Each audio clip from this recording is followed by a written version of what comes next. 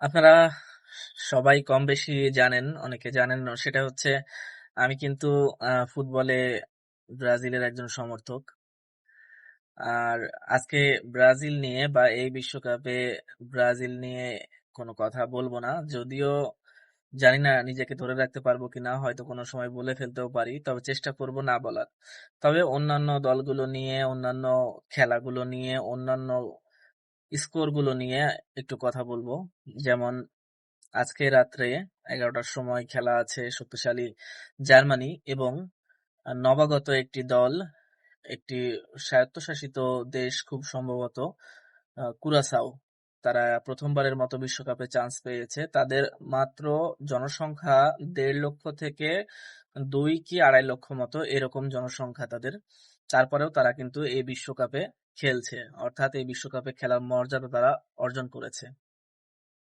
তো আজকের ম্যাচটা আমি জানি না কুরাসাও কেমন খেলবে, কারণ কুরাসাও এর খেলা আমি কখনোই দেখি নাই। আজকে হয়তো প্রথম দেখব, তখন হয়তো বুঝতে পারবো যে আসলে তারা কেমন খেলে। তবে যেহেতু তারা প্রথম আসছে, আর জার্মানির সম্পর্কে আমরা আগে থেকেই অবগত, আমরা জানি যে জার্মানি কেমন অ্যাটাকিং ফুটবল খেলে। আমরা অ্যাটাকিং ফুটবল বলতে কিন্তু আগে জার্মানিকেই বুঝতাম। জার্মানি সবসময় অ্যাটাকিং খেলে, যার কারণে অনেকেই জার্মানির সাপোর্ট করে থাকে আমাদের এদেশে।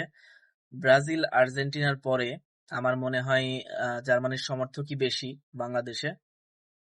তো আজকে দেখবো জার্মানি কিভাবে শুরু করে। বিগত দুইবারই জার্মানি গ্রুপ পর্ব থেকেই বিদায় নিয়েছিল, কিন্তু আমি মনে করি এবার সেরকমটা হবে না। এবার হয়তো জার্মানি দুর্দান্ত শুরু করতে যাচ্ছে এবং এই বিশ্বকাপে তুলনামূলকভাবে জার্মানি গতবারের বিশ্বকাপ বা তার আগের বারের বিশ্বকাপের থেকে অবশ্যই ভালো খেলবে।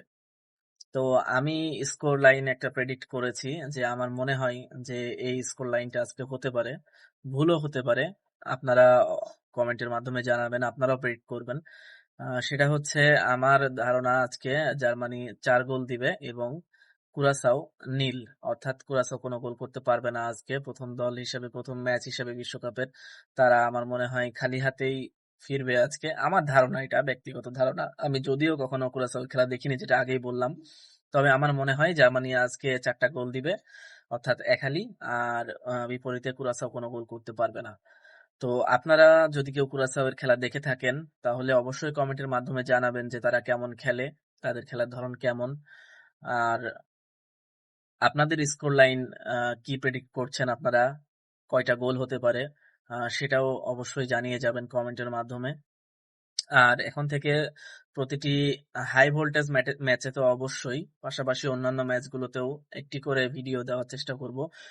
পুরো দিনের একটা খেলা, মানে একটা গ্রুপের খেলা হওয়ার পরে সারাদিন এই সন্ধ্যার সময় বা হচ্ছে এই রাত্রে যখন আমি পোস্টটি করছি, এই মুহূর্তে হয়তো একটি করে পোস্ট আমি দিব সব দলগুলোর মিলিয়ে, একটা কথা বলার চেষ্টা করব। তবে ব্রাজিল বাদে, হ্যাঁ, কারণ আমি ব্রাজিলকে নিয়ে এবার একেবারেই কোনো রকম আশা করিনি শুরু থেকেই, এবং এটা আগেও বলে এসেছি। এবং লাস্ট যে খেলাটা দেখলাম আজকে ভোরবেলাতে, সেটা দেখে আরো হতাশ হয়ে গিয়েছি।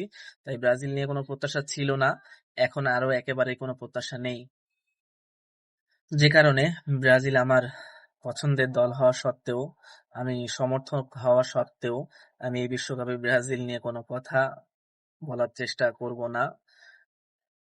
আর অন্যান্য দলগুলো নিয়ে আপনাদের সাথে থাকবো, কথা হবে, আপনারা কমেন্ট করবেন এবং আশা করি কমেন্টে ভালোভাবেই কমেন্ট করবেন। আমি চাই না যে খেলাধুলা নিয়ে কোনো রকম কোনো উত্তেজনাপূর্ণ কথাবার্তা, রাগ, এসব কোনো কিছু আমাদের মধ্যে হোক। আমরা চাই যে আমরা যেভাবে মিলেমিশে ছিলাম সেভাবেই থাকবো। খেলা হচ্ছে দূর দেশে, আমরা সমর্থন করব, খেলা উপভোগ করব। সেই ক্ষেত্রে যতটুকু সামঞ্জস্য বজায় রেখে বা সম্মান রেখে যতটুকু পারা যায় কথার মধ্যে, সেই সম্মানটুকু রেখে আমরা একে অন্যের সাথে তর্ক বা কথা বলবো, এর বেশি কিছু না। যদি সেই জায়গায় থাকতে পারেন তাহলে অবশ্যই আমার কমেন্টে মতামত জানাবেন। বাকি আর কি কমেন্টের প্রয়োজন নেই, কারণ আমি এগুলো একদমই অপছন্দ করি, আমি এর ভিতরে যেতেও চাই না। তো অবশ্যই আজকে কি প্রেডিক্ট করছেন, আজকে রাত 11টায় আছে ম্যাচ জার্মানির। যারা জার্মানির ভক্ত আছে তারা তো অবশ্যই, এবং তাছাড়াও যারা ফুটবল প্রেমী, যারা ফুটবল খেলা দেখেন, তারা জানাবেন যে আজকে স্কোর লাইন কি হতে যাচ্ছে, জার্মানি জিতবে নাকি কুরাসাও চমকে দিবে সবাইকে নতুন দল হিসেবে, আর স্কোর লাইনটা কি হচ্ছে অবশ্যই জানাবেন। আমি আমারটা জানিয়ে দিয়েছি। আল্লাহ হাফেজ।